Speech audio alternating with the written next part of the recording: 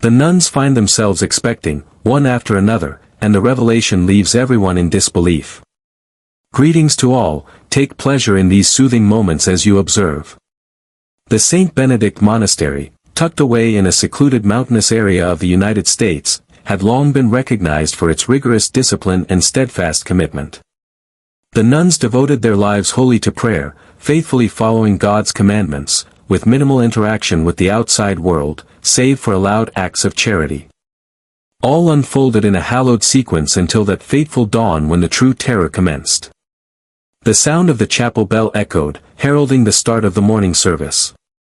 The nuns, clad in modest black habits, glided into the wooden pews, their gazes cast downward in solemn prayer.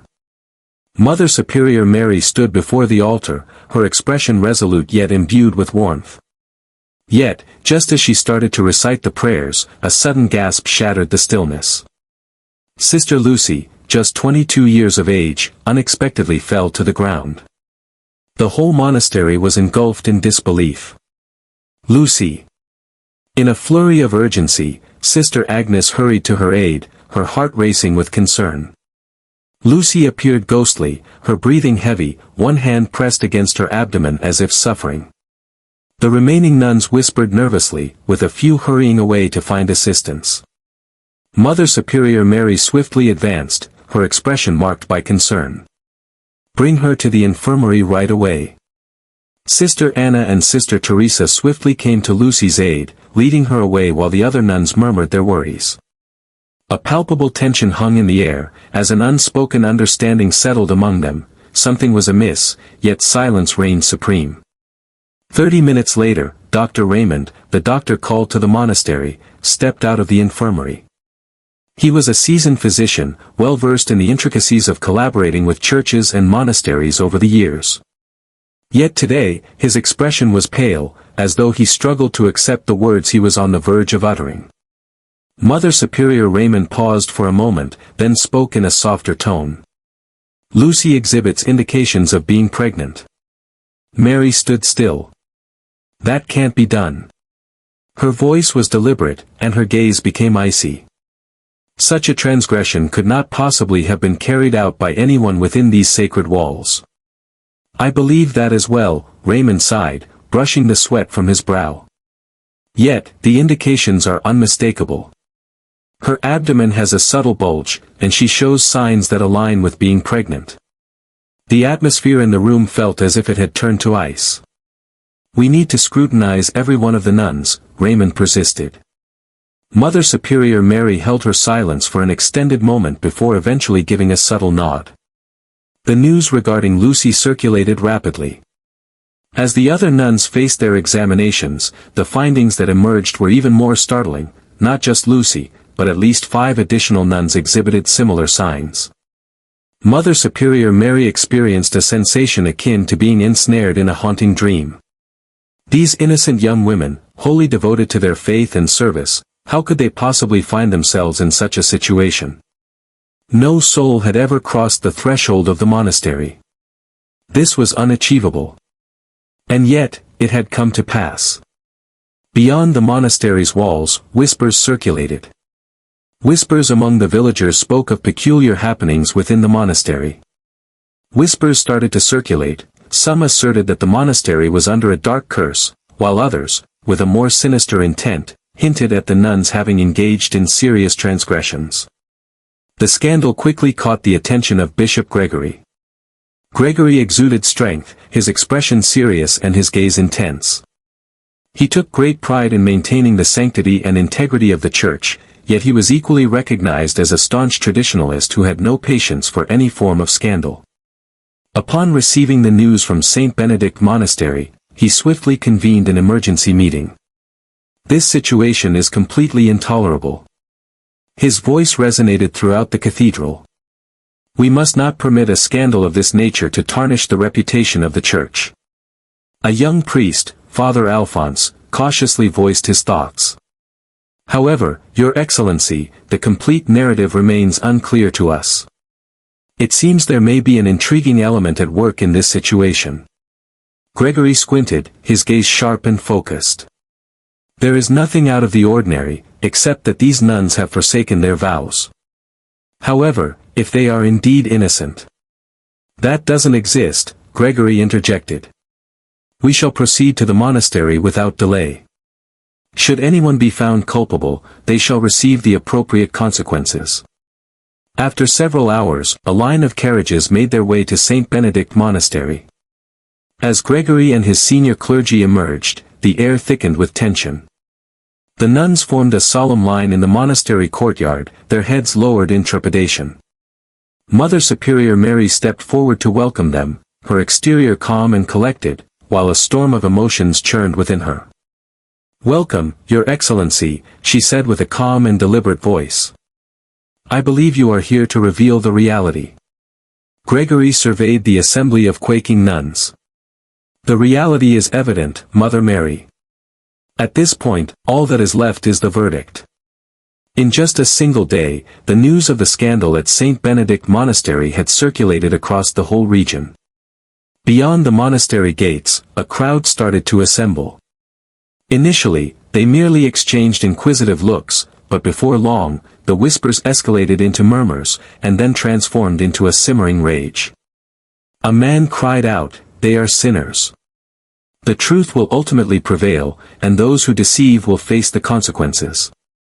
A gathering of aged women, who had once been fervent advocates of the monastery, now regarded the nuns with disdain.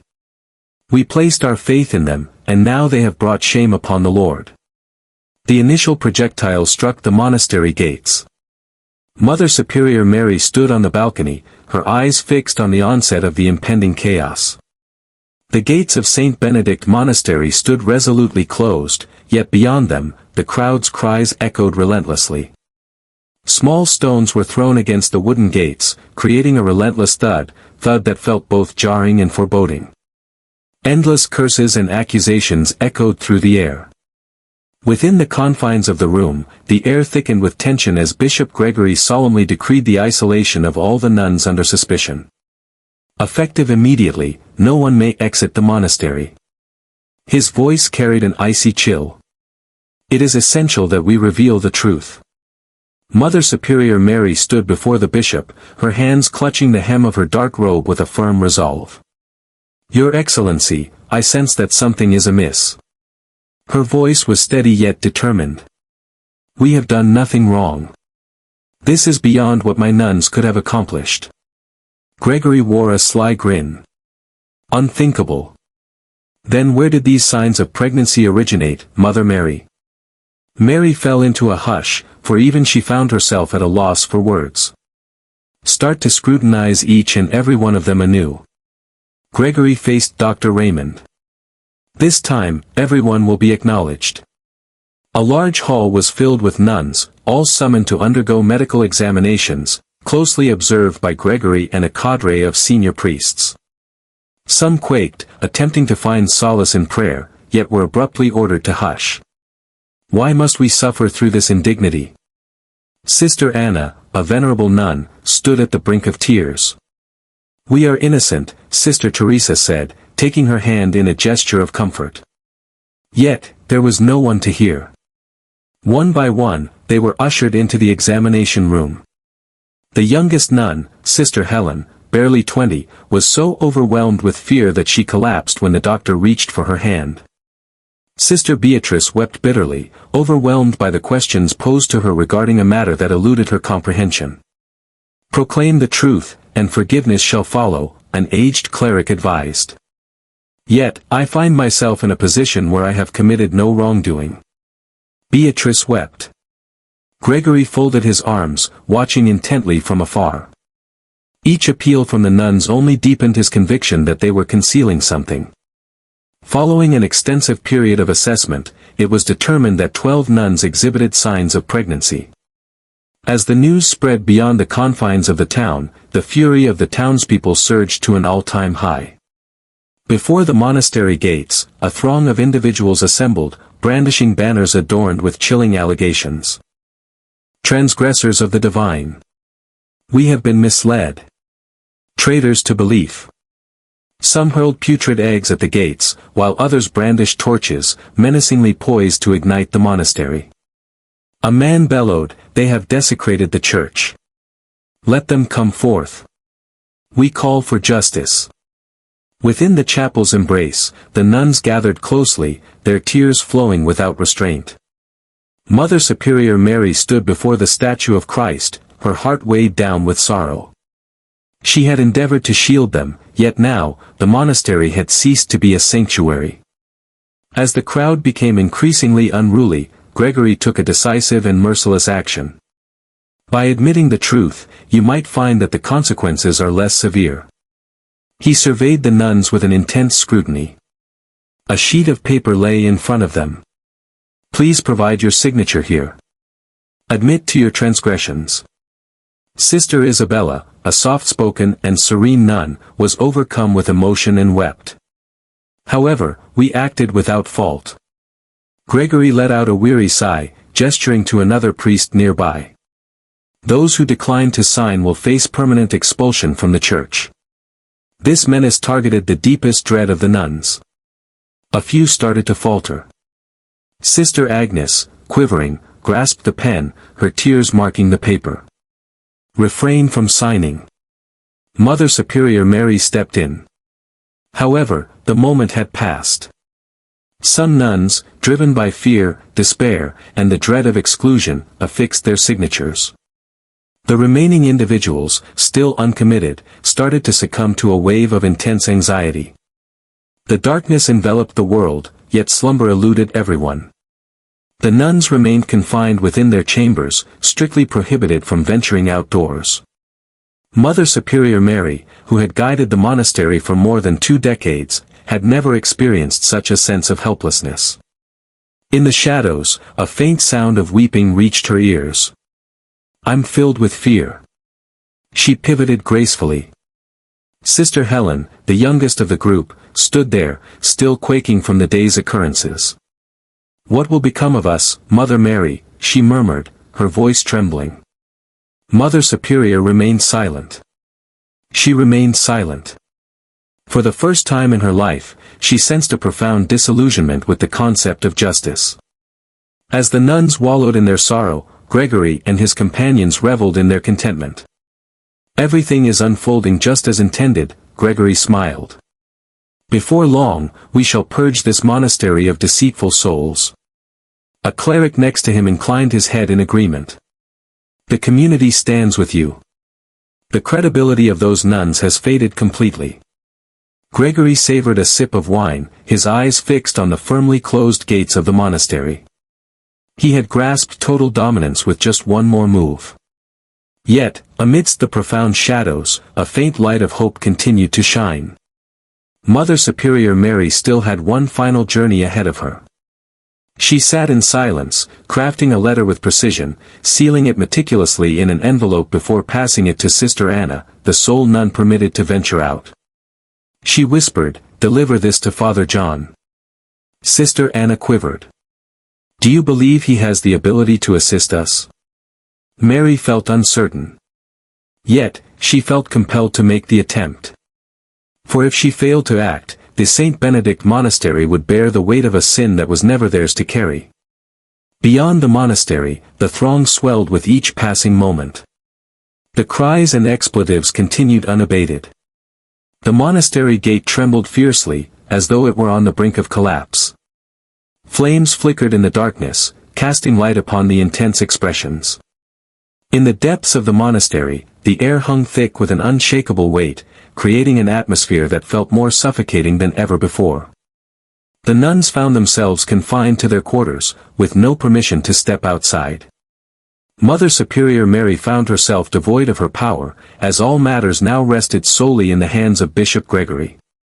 The following morning, an urgent gathering took place within the confines of the monastery. Gregory occupied the central seat, encircled by a cadre of senior priests, each donning a serious demeanor. This monastery must not be permitted to persist in tarnishing the church's reputation, Gregory stated solemnly. I suggest that all nuns exhibiting signs of pregnancy be expelled. Father Stephen paused, uncertainty clouding his thoughts.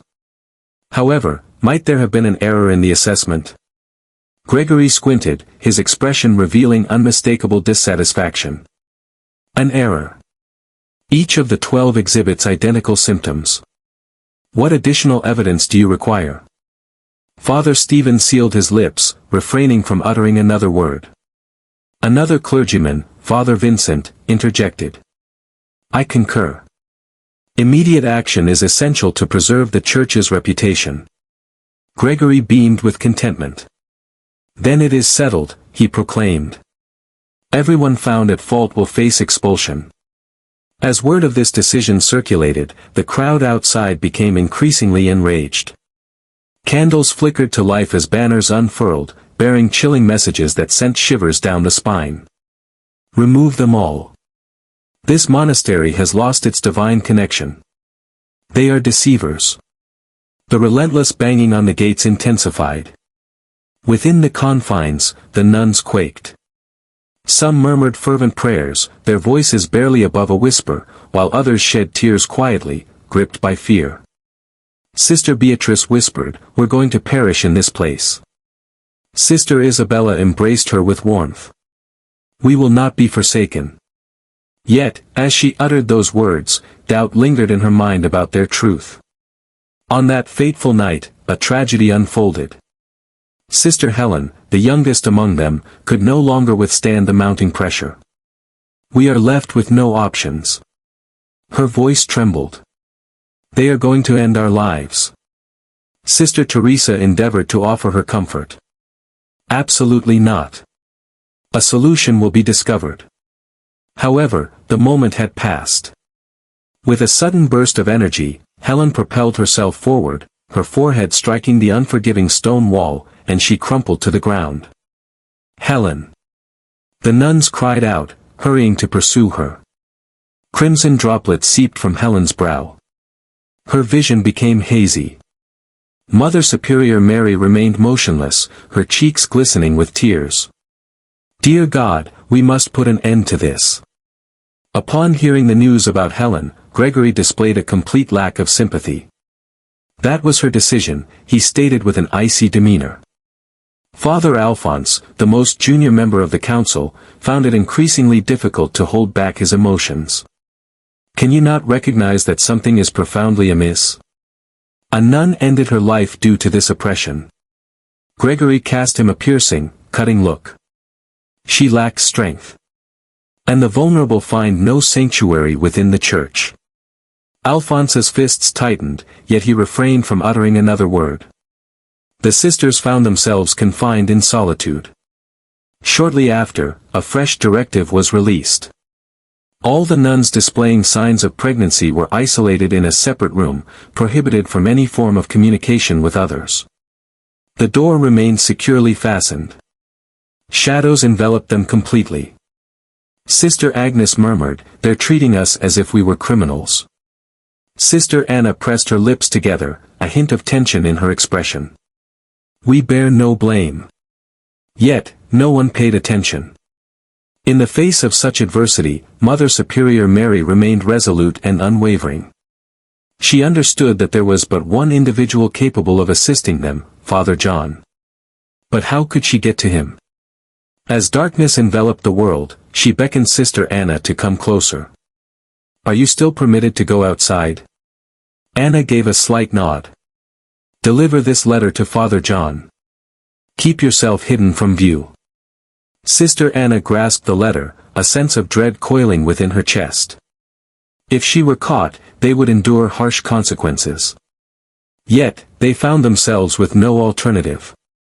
Sister Anna quietly stepped outside, making her way across the monastery courtyard, where the guards diligently patrolled the grounds. She quivered, her heart racing. A flicker of light danced in the shadows. A figure in clerical garb was making his way forward. Anna pressed herself against the wall, stifling her breath. The silhouette glided past, oblivious to her existence. She pressed on, sprinting toward the side gate, deftly slipping through the slender opening, and disappearing into the darkness. She needed to locate Father John. This was their final opportunity for salvation. Shadows enveloped St. Benedict Monastery. The furious cries of the crowd outside reverberated against the sturdy stone walls, blending with the wailing wind. Unease permeated the atmosphere, yet in a concealed corridor, Sister Anna was fleeing. With a firm grip on Mother Superior Mary's letter, her heart raced in her chest. A single misstep, and she would be discovered, sealing their final chance away for eternity. Quietly slipping through the side gate, she made her way along the narrow path that wound toward the nearest village, a place frequently visited by Father John. Yet, just as she crossed the threshold of the monastery, a voice echoed from behind her. "Where are you headed?" Sister Anna halted in her tracks and pivoted to face the other direction. A silhouette lingered beneath the moonlight, Father Vincent. Father Vincent served as a member of the church council. He lacked the ruthlessness of Gregory, yet he also did not possess the courage to challenge the bishop's authority directly. Anna took a deep breath, striving to maintain her composure. "I just needed some fresh air," she said, choosing her words with care. Vincent squinted and advanced forward. In moments like these, his tone dripped with doubt. "It seems you have something with you." Anna stepped back, her fingers clenching the letter with intensity. "Please, Father, don't hold me back," she implored. Vincent let out a deep breath, his gaze meeting hers. For a fleeting instant, his eyes shifted from doubt to a mere pause. "So, you're planning to visit Father John, right?" Anna tensed. She was unable to deceive. Following a heavy pause, Vincent abruptly averted his gaze, speaking in a hushed tone. "Let's begin." Anna stood in disbelief, yet there was no moment to seek answers. With a humble nod of appreciation, she darted into the darkness, her figure blending seamlessly with the shadows. Within the confines of the monastery, Mother Superior Mary found herself utterly alone. Her room was under constant watch, with no one permitted to enter. Gregory sought to silence her, fully aware that she was the last barrier standing against him. Father Alphonse, the most junior member of the council, discreetly discovered a means to encounter her. As he entered Mary's room, his words tumbled out in a hurried rush. "Mother Superior, Gregory has swayed almost the whole council. Unless something extraordinary occurs, your position will be terminated." Mary nodded, yet her gaze held firm. "Trust in the truth, Father Alphonse.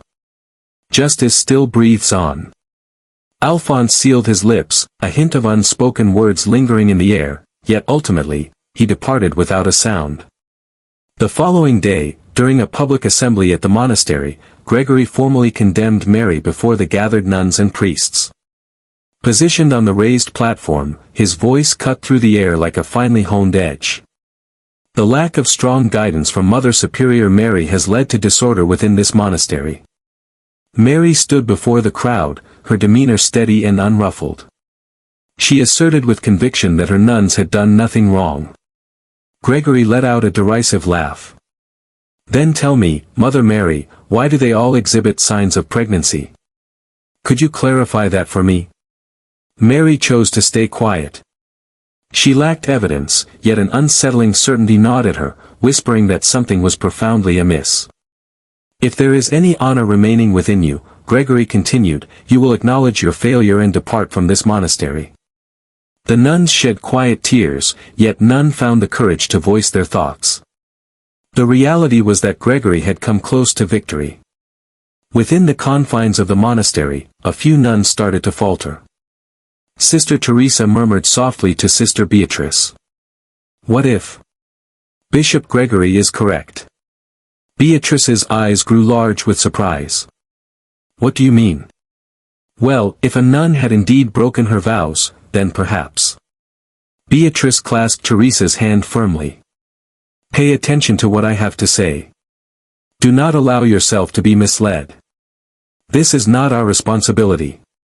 Yet uncertainty had already begun to settle in. Gregory had reached his objective, the nuns were no longer necessary for his confession. All he required was for them to question their own abilities. After 3 days, the church council reached its conclusive decision. The 12 nuns faced expulsion from the monastery, barred from ever rejoining any religious order. "Tomorrow, they shall be cast out," Gregory declared.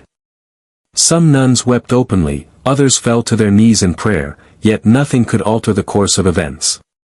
Mother Superior Mary gently closed her eyes and murmured softly, "Oh, divine presence, we seek your salvation." Yet, no miracle took place. In a quaint village situated 20 miles from the monastery, Father John perused the letter from Mother Superior. As he arrived at the final line, a pallor washed over his face. "Oh my goodness!" he murmured softly. Sister Anna quivered as she faced him. "Do you trust us?" John raised his gaze, his eyes keen and alert. "I have faith." He rose to his feet, a fierce resolve gleaming in his gaze. "We need to rescue them before the moment slips away." That evening, as the nuns remained confined within their chambers, the monastery gates securely fastened, and Gregory basking in his triumph, Father John embarked on his journey to St. Benedict Monastery. Yet, would he reach in time to avert the disaster? The morning light at St. Benedict Monastery failed to usher in its customary tranquility. On the other hand, it heralded disaster. Today marked the moment of reckoning. 12 nuns were compelled to depart from the monastery, destined never to return, stripped of the church's sanctuary, and left to confront the wrath of the outside world.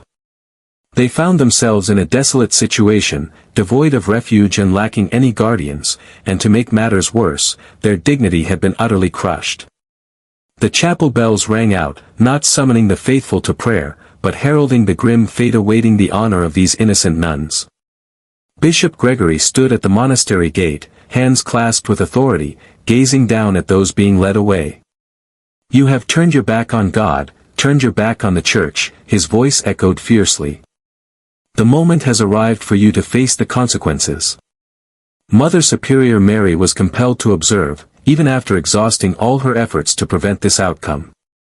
She was astonished that the Church was permitting this to unfold. Sister Beatrice wept, grasping her habit with fervor. "We have committed no wrongdoing. Allow us to clarify." Gregory turned a deaf ear to her desperate cries. "Your opportunity to reveal the truth has passed, and you opted for rebellion instead." He made a gesture. The gates of the monastery swung wide. A throng had assembled outside. As the nuns crossed the threshold of the gate, a tempest of fury unleashed itself. "Backstabbers! You have been marked by misfortune. Leave this place." Rocks were hurled. Sister Agnes leaped in front of Sister Helen, but a rock hit her shoulder with brutal force, causing her to fall to the ground.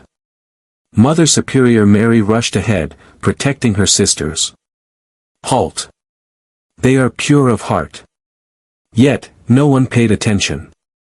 A man hurled murky water in their direction. An aged woman, who once held the monastery in high esteem, now contemptuously spat on the ground. "I once held faith in you, but now I see you for what you truly are, impostors." Sister Beatrice struggled to contain her tears, casting a final glance at the monastery. They had lost it all. In the midst of the turmoil, Gregory wore a satisfied smile. He emerged victorious.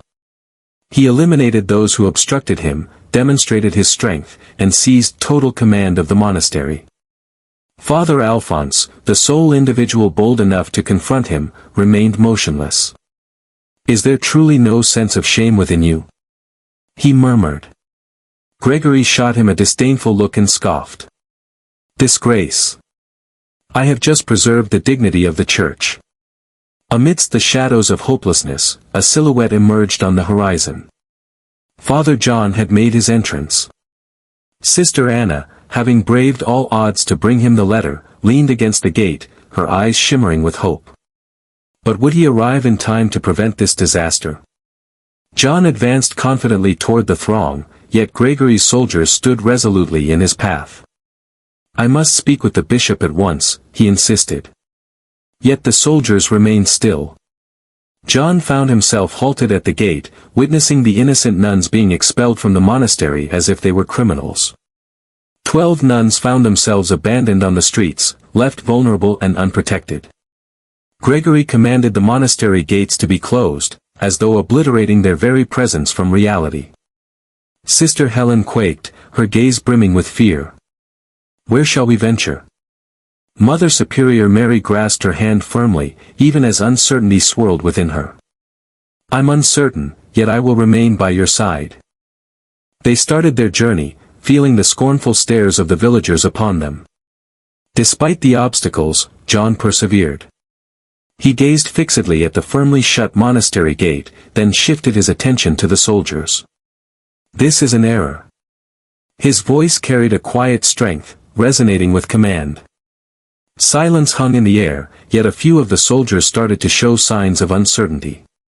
They had seen far too much injustice, and deep down, their unwavering faith in Gregory had begun to waver. John averted his gaze, yet his eyes blazed with resolve. A plan was in his mind.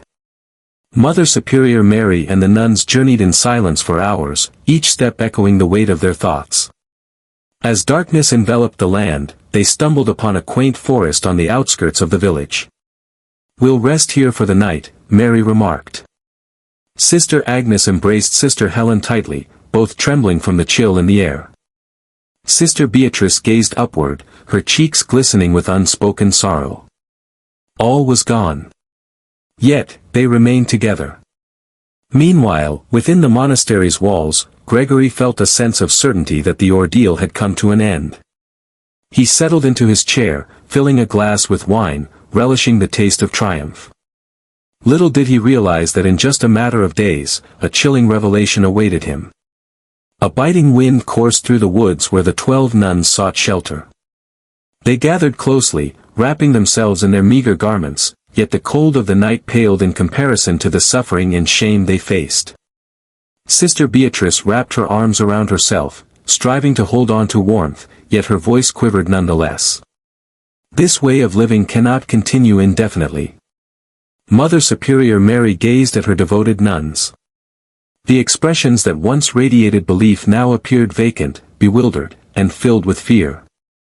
I understand, she murmured, her eyes unwavering. We shall uncover the truth.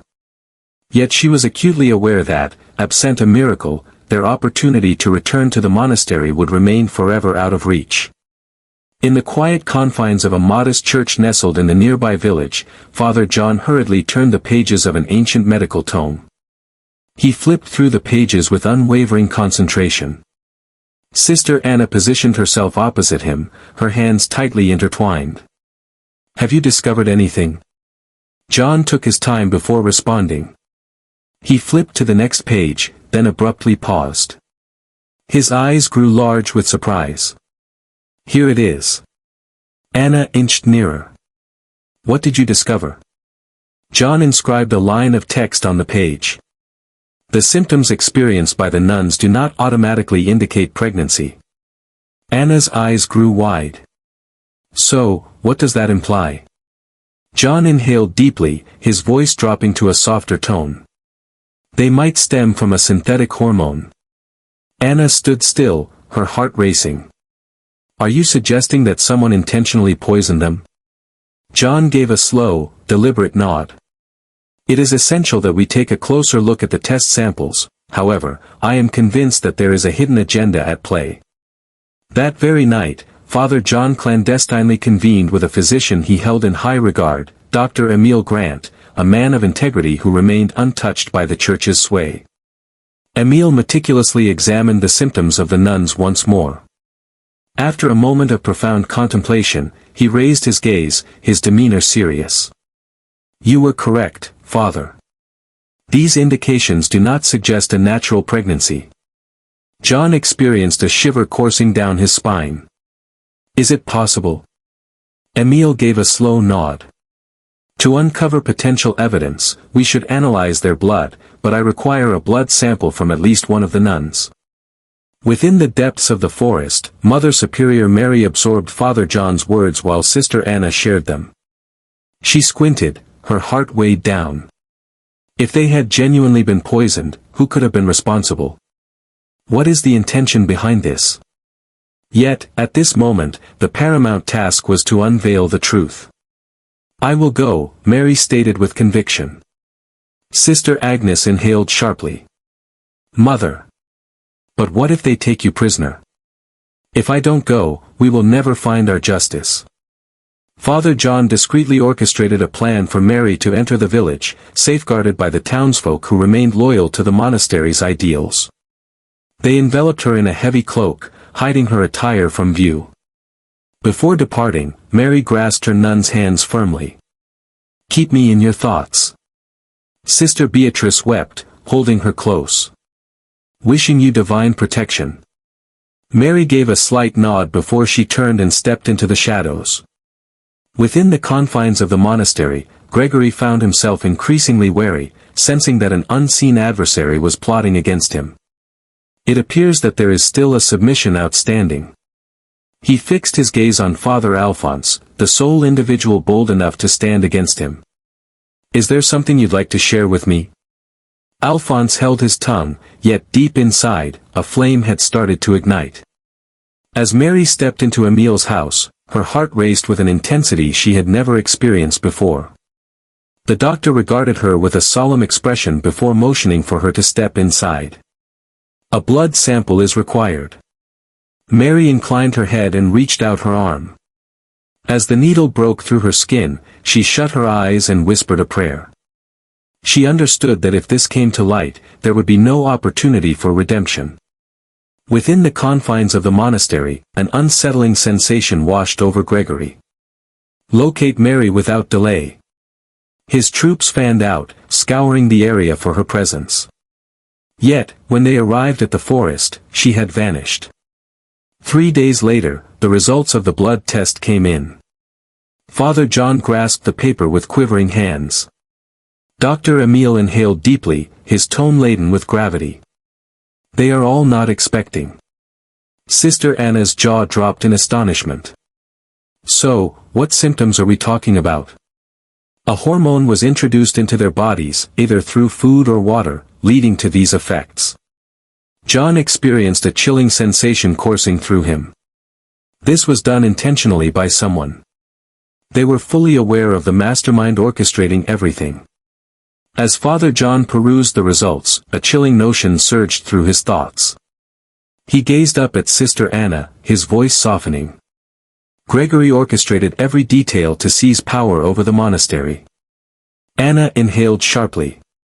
He orchestrated everything solely to topple Mother Superior. John nodded, his eyes aflame with fury. "With evidence in hand, it is imperative that we unveil it before the opportunity slips away."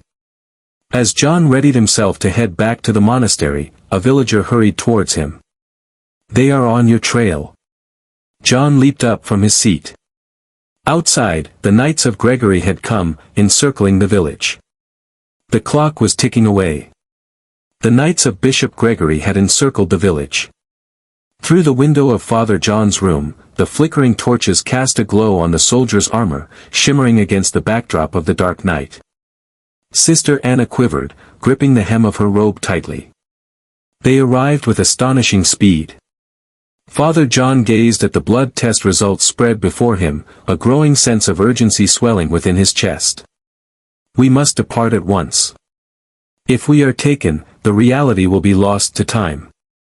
Dr. Emile nodded, hastily shoving the important papers into a leather bag. "I can assist you in finding a way out through the rear exit." A powerful, chilling voice echoed from outside. "Please open the door." At the bishop's command, "We are undertaking a search." Time was no longer on their side. Dr. Emile guided them toward a modest door nestled at the rear of the house. "This route will guide you away from the village, winding through the pine forest." John offered a thankful nod, yet before departing, he clasped Emile's hand. "It is imperative that you depart without delay. If they have any doubts about you, they will show no mercy."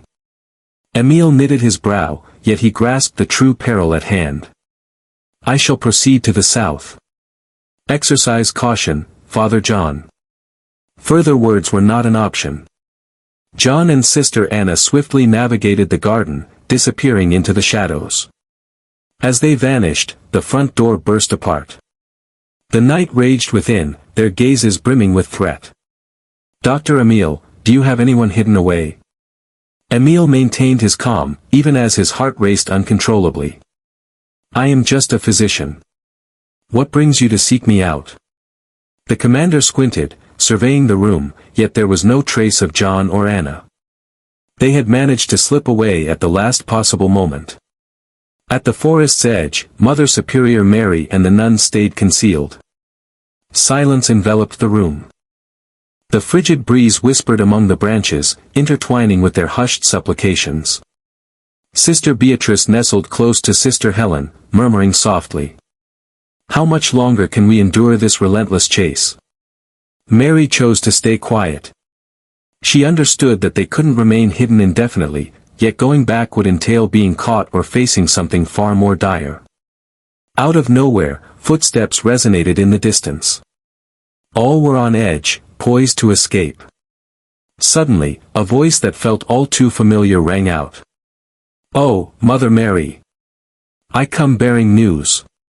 Sister Anna stepped out of the shadows, with Father John trailing behind, weary yet his eyes burning with intensity. Mother Superior Mary hurriedly stepped forward, clasping John's hands tightly. "Have you discovered anything?" John paused before responding. Instead, he retrieved the blood test results from the leather bag. "They are not expecting." The nuns were taken aback, their disbelief palpable in the air.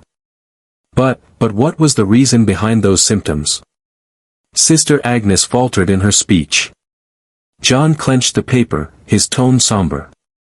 "Hormones have been added to your food and water. This was a plot." A hush enveloped the gathering. Mary took a deep breath, finding her composure. "So, who is the mastermind behind this?" John locked eyes with her. "Gregory." Meanwhile, at St. Benedict Monastery, Bishop Gregory exuded a sense of calm, as though he had already claimed his triumph. Father Alphonse, despite his apprehensions, resolved to face him again. "You've crossed the line," he said, his voice trembling with fury. "You have obliterated a whole monastery in pursuit of your own desires." Gregory let out a chilling laugh. "You're far too innocent, Alphonse. This isn't merely a matter of ambition, it's fundamentally about power." Alphonse tightened his grip, his fists balling up in a surge of emotion. Yet Gregory possessed a strength that made it impossible to challenge him single-handedly. In the absence of evidence, he found himself powerless. Deep within the forest, Mother Superior Mary resolved to confront Gregory. "We have to go back." Sister Helen inhaled sharply. "But, what if they take us prisoner?" Mary surveyed her surroundings, her eyes steady and resolute. "We possess proof. If we remain inactive, darkness will prevail." Father John gave a slight nod. "I shall accompany you."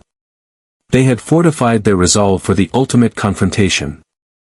Just as Mary and John emerged from the forest, one of Gregory's soldiers caught sight of them. His eyes grew wide with fear as he spun his horse around, racing back to the monastery at breakneck speed. "Notify the bishop. They have come back." The following day, outside St. Benedict Monastery, an atmosphere of tension enveloped the scene. Gregory stood on the monastery steps, hands intertwined, gazing down at the nuns he had cast out. Mary advanced, her gaze fixed on him. "I am aware of your actions, Gregory." Gregory arched an eyebrow, yet his composure remained unshaken. "Ah! What is your plan for demonstrating that?" John raised the blood test results, his voice resonating through the room. "We possess evidence." The audience whispered among themselves, while the elder priests shared knowing looks. A shiver coursed through Gregory, sending a jolt down his spine. He understood that the dynamics had shifted. Father Alphonse, who had remained quiet until this moment, abruptly took a step forward. "If you are truly innocent, permit the church council to ascertain the facts." Gregory remained silent. Due to the absence of an escape route. The monastery had been enveloped in darkness for far too long, yet now, a glimmer of light was starting to break through. St. Benedict Monastery, once a beacon of holiness and respect, now found itself at the heart of a tumultuous quest for justice and truth. Mother Superior Mary stood resolutely at the gates, confronting Bishop Gregory, the very man who had cast her and her nuns into exile. Yet, on this occasion, she found herself in the company of others. In Father John's hands lay irrefutable evidence. John declared that the test results confirmed the nuns were never pregnant. An artificial hormone was used to poison them. The whole monastery was enveloped in silence. The elder priests cast cautious looks at one another, uncertainty settling into their features. Father Alphonse moved ahead, grasping the results from John's hands. If this is indeed the case, then who was responsible for their poisoning? John locked his gaze with Gregory's, unflinching. The answer is already known to you, Bishop Gregory. Gregory was not one to give up without a fight. He sneered, his tone laced with disdain. How ridiculous! You are spinning an absurd narrative to justify the actions of these wayward nuns. Mother Superior Mary advanced, her gaze piercing and keen. If they are indeed guilty, it would be prudent to have an independent doctor conduct an examination. If you have nothing to conceal, what is it that troubles you? Gregory found himself at a loss for words. However, he swiftly gathered his thoughts and faced the senior priests. This is absurd. A test administered by an unfamiliar physician cannot be trusted. In that instant, Dr. Emile Grant, the individual responsible for the tests, emerged from the throng. I am Dr. Emile Grant. I analyzed the blood samples of these nuns, and I assure you, before God, that they are innocent. A wave of disbelief swept over the priests and the assembled townsfolk. The individuals who had hurled stones and shouted insults at the nuns started to show signs of uncertainty. A man murmured softly. Could we have made a mistake? An elderly woman concealed her face, her voice trembling. I uttered a curse upon them. I condemned unsuspecting women. Another priest, Father Stephen, cast a wary glance at Gregory, his eyes brimming with doubt. Your Excellency, should there be no secrets to conceal, I urge you to permit an independent medical council to assess the results. Gregory tightened his fists, yet his expression stayed calm. I have no need to demonstrate anything. So, what is it that causes you fear? Father John inquired with a chill in his voice. Gregory remained silent. He sensed the shift in the tide, realizing it was no longer in his favor. Suddenly, a voice echoed from the gate. I'm able to offer additional proof. Every gaze fixated on the silhouette stepping out from the darkness. A young priest stepped forward, it was Father Vincent. Gregory's eyes grew wide with disbelief, as though he struggled to comprehend the sight before him.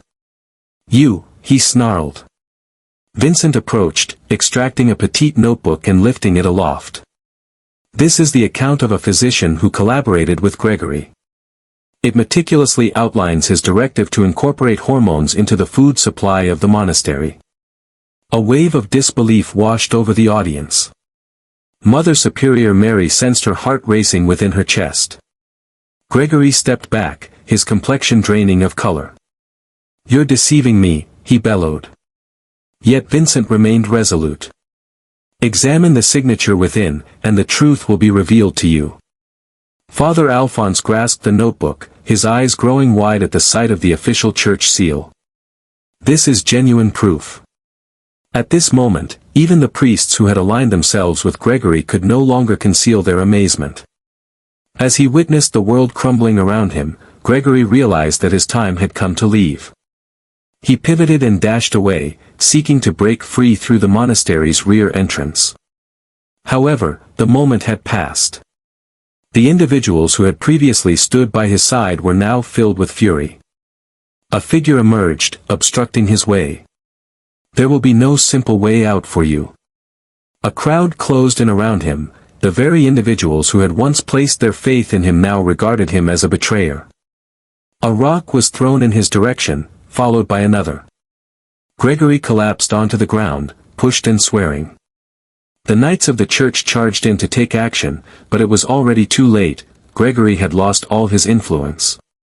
2 days later, the High Church Council gathered for an urgent session. In front of a multitude of senior priests, with witnesses present and under the intense scrutiny of Mother Superior Mary and the nuns, Bishop Gregory received his sentence. You have brought shame upon the Church and turned your back on your solemn promises. Gregory found himself at a loss for words. You have been divested of all honors and permanently cast out from the congregation. He remained motionless, struggling to comprehend the reality of having lost it all. The priests averted their gaze, treating him as though he had vanished from their world. As Gregory was escorted from the monastery, a haunting tranquility enveloped St. Benedict Monastery. Mary gazed at the sky, her heart filled with gratitude. The nuns held each other tightly, tears of relief flowing down their cheeks. After weeks of enduring fear, they finally experienced a genuine sense of safety.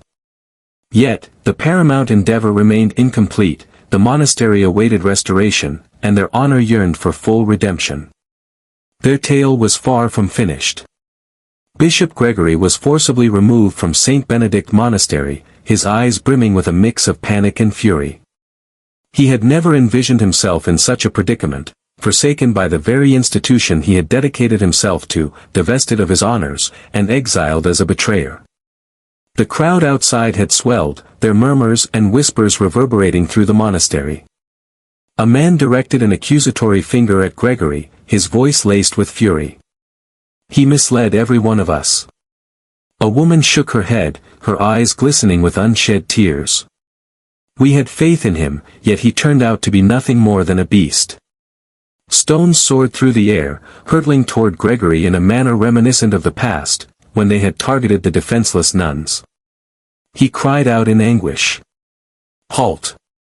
I hold the position of a bishop. I dedicated my life to serving God.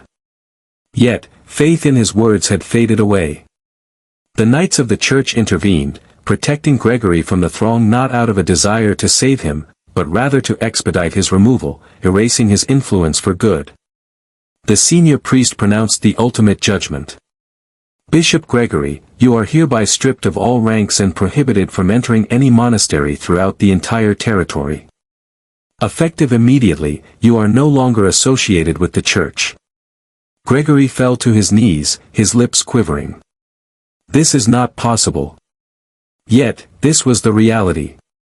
He found himself stripped of all he once held dear. As Gregory was escorted away, the monastery gates creaked open, liberated at last from his tainted grasp. Mother Superior Mary stood at the entrance, gazing at her nuns, the women who had faced countless trials, suffering, and indignities. Today, they found their justification. Father John advanced, his voice rich and unwavering. Every nun at St. Benedict Monastery is pure and blameless. They remain steadfast in their commitments. A hush enveloped the audience, until one solitary clap shattered the stillness. An aged woman, who had previously uttered harsh words against the nuns, now found herself kneeling before Mother Superior. We ask for your forgiveness, for we were unaware. Mary cast her gaze upon her, then surveyed the assembled crowd, before addressing them softly. The truth has triumphed. However, it is crucial for us to embrace the art of forgiveness. The nuns held each other tightly, their tears cascading down, transformed from sorrow into pure joy and relief. 1 week later, the High Church Council gathered for a special assembly to announce Gregory's ultimate fate. In the nearest major city, where the church tribunal was based, a clandestine trial took place. The men who once stood alongside Gregory, loyal to the senior priest, now chose to turn their backs on him. A cardinal addressed the gathering with a grave demeanor. You misused your authority to target the blameless, brought shame upon the church, and instigated chaos within the community. Gregory found himself utterly devoid of the will to fight back. He could no longer escape or refute the truth. The ultimate decision was declared. Gregory faced a permanent expulsion from the clergy. Everything he owned and all his rights were taken from him. He faced a sentence of exile to a secluded monastery, destined to spend his remaining days in isolation, stripped of power and honor. As the sentence was read, Gregory bowed his head, fully aware that his life had reached its end. He had ceased to be a formidable bishop, reduced instead to a sorrowful, shattered figure. Upon returning to St. Benedict Monastery, the ambience had undergone a remarkable change. Mother Superior Mary entered the grand hall, where the nuns lined up, their eyes brimming with admiration and affection. Sister Beatrice dashed ahead, enveloping Mary in a warm embrace.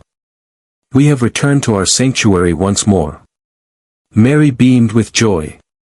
After weeks of turmoil, a genuine sense of tranquility washed over her for the first time. We were never left alone. Father John stood beside her, offering a silent affirmation. Truth inevitably emerges victorious. The individuals who had previously denounced the monastery now approached it with a sense of awe. They arrived to share their truths, to find solace in prayer, and above all, to seek absolution from the nuns they had hurt. A gathering of women placed flowers at the monastery gates, offering them as a gesture of sorrow. A man faced Mary and spoke. "Your presence was the catalyst for unveiling the truth. You are the beacon that illuminated our path." Mary smiled, yet she understood that this triumph was not solely hers. It was a shared legacy of all those who had stood up for what is right. Shortly thereafter, the monastery experienced a thorough transformation. Revisions to the strict regulations were implemented to prevent any future manipulation. Upright and virtuous priests were chosen to manage its administration. The nuns who had been exiled returned to a warm and respectful reception. Above all, St. Benedict Monastery transformed from a site of dread into a beacon of justice and steadfast faith. Mary gazed at the heavens, softly uttering a final prayer. "We have arrived at our sanctuary." 3 months following the delivery of justice, St. Benedict Monastery underwent a remarkable transformation.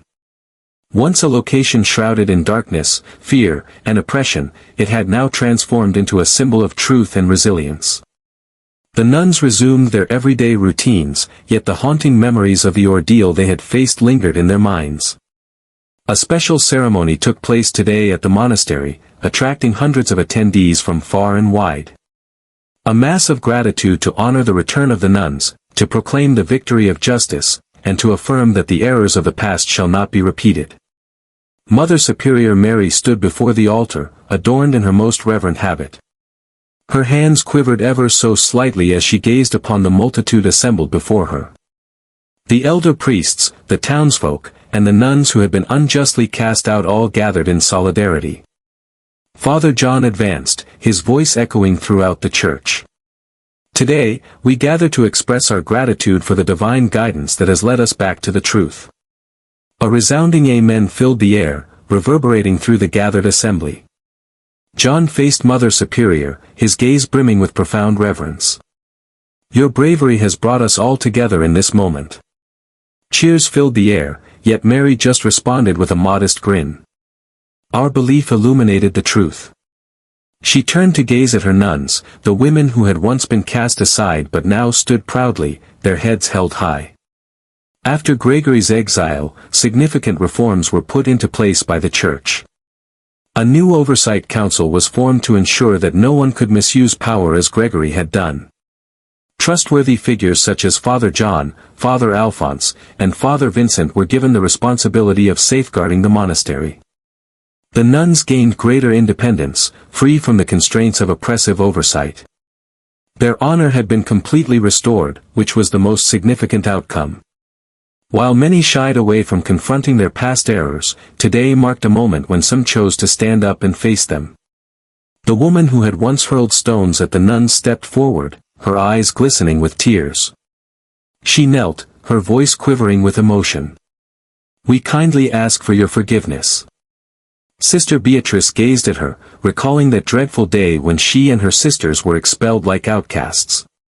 She bit her lip, then turned to Mother Superior, anticipation hanging in the air as she awaited her response. Mary moved closer, gently resting her hand on the woman's shoulder. "Divine wisdom guides us towards the path of forgiveness. Embrace your missteps, and allow goodness to lead your spirit from now on." The woman wept openly, as those around her lowered their heads in profound sorrow. The tale of the nuns' unwavering spirit resonated well beyond the confines of St. Benedict Monastery, reverberating across the entire nation. Individuals from far-off lands arrived at the monastery, in pursuit of truth, exploring the essence of courage, and delving into the concept of justice. The monastery transformed into more than a mere dwelling for nuns. It emerged as a radiant beacon, a refuge where individuals could gather to pray, seek hope, and discover righteousness.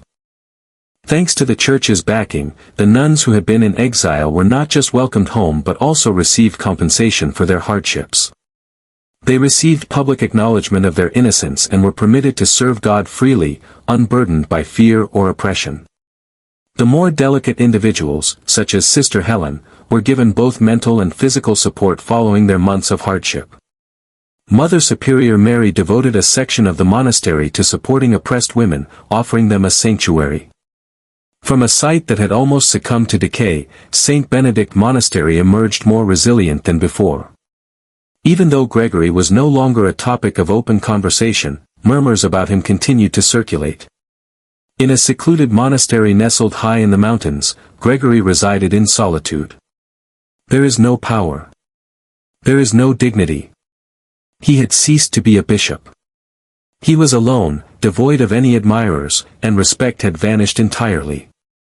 Day after day, he lingered in solitude, tormented by echoes of his former splendor, now a relentless nightmare from which he could never awaken. He had lost it all. No one paid him any mind now. As the sun dipped below the horizon at St. Benedict Monastery, it enveloped the time-worn stone walls in a warm, golden light. The nuns came together to pray, not out of sorrow, nor from fear, but with hearts full of gratitude. Mother Superior Mary gazed at the sky, her heart feeling buoyant and free. We have triumphed over all challenges. Father John moved alongside her, giving a nod of acknowledgement. St. Benedict Monastery stands as an enduring emblem of justice. They exchanged glances, aware that this conflict transcended the mere defense of a monastery. The struggle had been for justice, for honesty, for steadfast belief. The sky deepened into shades of twilight, yet this time, it was not the shadow of dread, merely the tranquil embrace of night following a hard-fought victory. The St. Benedict Monastery experienced a remarkable revival. And justice had triumphed. The tale of St. Benedict Monastery serves as a compelling testament that truth and justice will ultimately prevail, regardless of the challenges faced or the injustices encountered. This conveys the message that steadfast belief, bravery, and togetherness empower individuals to triumph over the most daunting challenges. Simultaneously, it stands as a powerful reminder of the repercussions of corrupted power, demonstrating that those who engage in wrongdoing will ultimately face judgment. Ultimately, it serves as a poignant reminder of the strength found in forgiveness, enabling society to progress in the embrace of truth. Join our channel for updates. Your encouragement inspires us to continue sharing uplifting tales nearly every day. Your support means a great deal to us. Looking forward to our next encounter.